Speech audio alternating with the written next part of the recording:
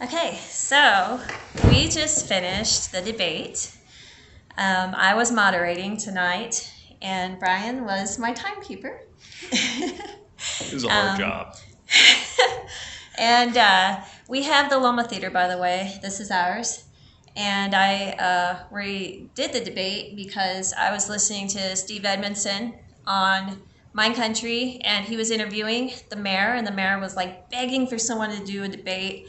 And I have a passion for things like this, so I reached out, asked everybody if they would like to participate, and everybody was on board. So that's what we did. So I'm curious. We have not talked about anything yet. There's moments afterwards. Everyone has left, and we're kind of buzzing about what we witnessed.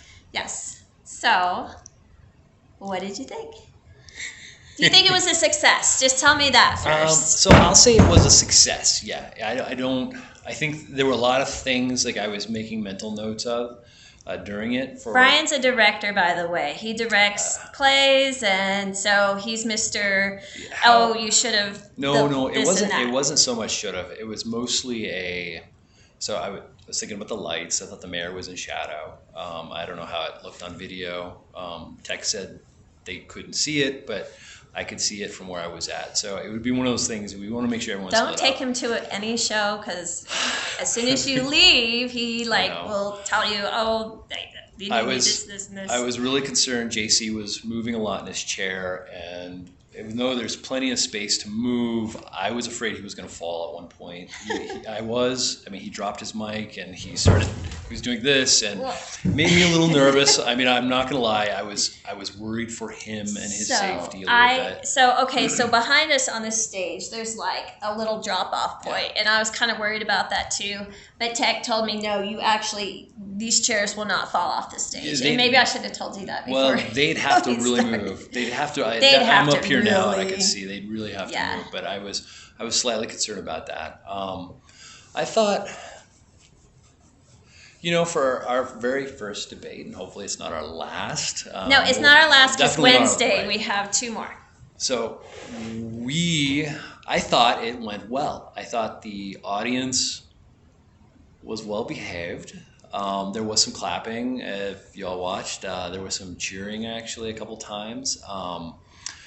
I think they were subdued, like they weren't quite sure. I was just like, oh God, they're going to fall asleep. Yeah, it was like they weren't quite sure. I think... Nobody was sure. Yeah. The candidates, nobody was sure how this was going to go down. No, totally. This was clearly a surprise for everyone.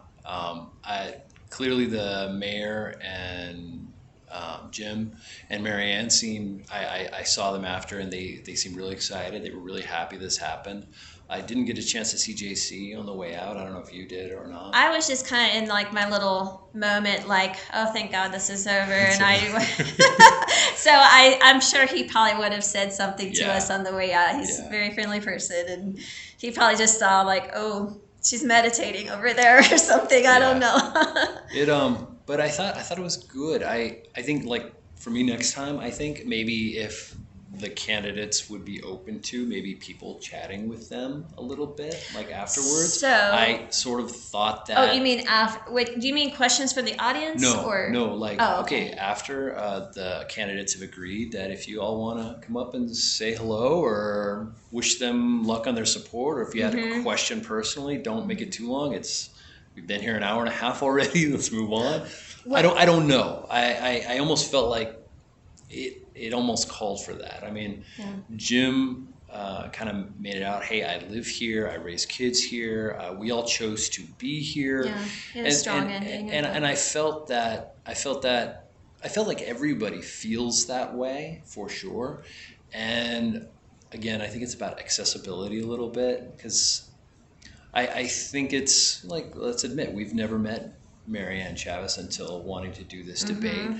And we've known JC. I've met the mayor a couple times. I don't know if he's remembered or not. That was decades ago. He knows a million people, so we don't expect him to remember us. Right. So, but I mean, that accessibility is always nice, and I'd be willing to bet that they'd all be open to that. You Yeah. know, just a Like little, staying after just stay another and look. They're gonna stick around for greeting. another half Well, hour, maybe. I I felt don't like know. I thought the audience was kind of ready to go. Yeah, yeah, I felt that Like way I too. was still like saying stuff, and they're like, "See ya." So there were So there were a couple questions in there, and I know you carefully. I didn't see what questions you were gonna actually, put and how you I were going skipped to. over some. I know you did, Yeah, but yeah. there were a couple questions in there which I felt like it was like it's going to be a repeat answer, for Uh-huh. example, and they kind of told you that. And Jim, I think Jim Mm-hmm. kind of saying we all feel the same way, you know. Yeah. Let's move Right. on, you know. Right. And Luckily, there wasn't too much of that. no, I think it just happened like once. it was really just Yeah. one thing, but it was one of those where each candidate had something to say. They all went over their time, Mm-hmm. and it was they really wanted to make it clear how they felt. And yeah, but I mean, I think it goes to experience. You've never moderated a debate before. Never moderated. Right. I would debate in high school. No, Right. not high school, like junior high. I was telling you last night Mhm. how I was on our debate class back in Missouri, and I never lost a debate. And then I just love politics, and I love following it. I watch all the debates, the Republican, Democrat. I don't care. Like I just love it. And I actually watched some just for inspiration, and none of it was like how I wanted to do it. Like they were all attacking the candidates on stage, you know, like those gotcha questions, Right. and I didn't want to do any of that. But we did get those questions from people, Oh, and yeah. they were hardcore, you guys. Like some people were like, I don't even know why that person is running, and it's like, oh snap. Like I feel like I just felt like it was things that needed to be addressed. And like Jim kind of made it sound like I pressured him or something, or I made a big deal about it. And I was just like, no, I approached him the same way I did everybody else. Right. Like, hey, we're getting these questions about this, and you don't have to address it, but I'm just letting you know I would like to have a clear the air moment. And that's how when he wrote back to me, he did it in a way like, hey, you know, I shouldn't have to rehash this. Like this was a really bad memory for me. And I was just like, you don't have to, but it may be a good chance to, you know, appeal to your voters, you know, with the same compassion, you know, Yeah. like maybe they can form compassion.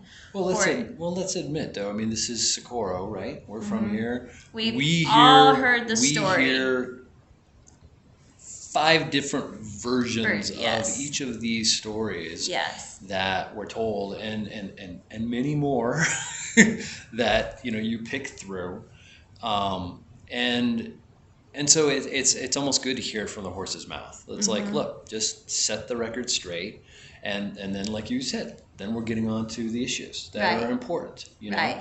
But I felt bad asking Mary Ann. Oh, certainly. She is such a sweetheart. Like out of everybody that I dealt with, she was the kindest. Yeah. I will say. Nobody was rude. I don't want to drop names or like put anybody in a bad light, but like one person dealt with me like really abrupt, and I just thought it was kind of like asshole-ish, I guess, for to like just like not answer or answer with one word.